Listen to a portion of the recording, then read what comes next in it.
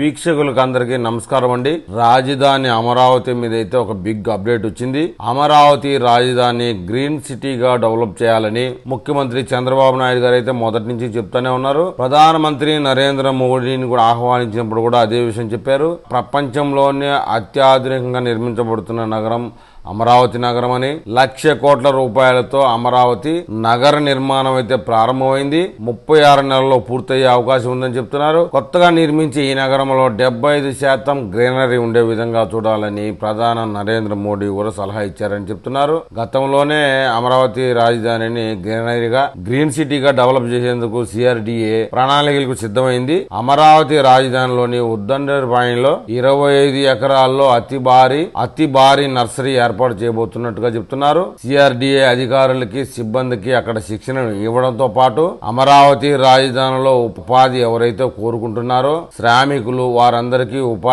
ఉపాధి కల్పించే అవకాశం కూడా జరగబోతా ఉంది. ఇప్పటికే శాఖమూరి సెంట్రల్ పార్క్ లో 300 మంది శ్రామికులు పనిచేస్తా ఉన్నారట. రాబోయే రోజుల్లో అమరావతి రాజధానిలో గార్డెనరీని పెంచేందుకు, నర్సరీని డెవలప్ చేసేందుకు దాదాపుగా 12,000 మందికి ఉపాధి కల్పించబోతా ఉన్నట్టుగా అప్డేట్ చెప్తా ఉన్నారు. దీని విషయంలో అతి తొందరలో ప్రభుత్వం దగ్గర ఒక MOU జరగబోతా ఉన్నట్టుగా సమాచారం. తర్వాత మరిన్ని వివరాలు సేకరించి మరిన్ని వివరాలతో మరొక వీడియో చేసుకుందాం. నా వీడియో మీకు చేరాలంటే నా ఛానల్ సబ్స్క్రైబ్ చేయండి, లైక్ చేయండి.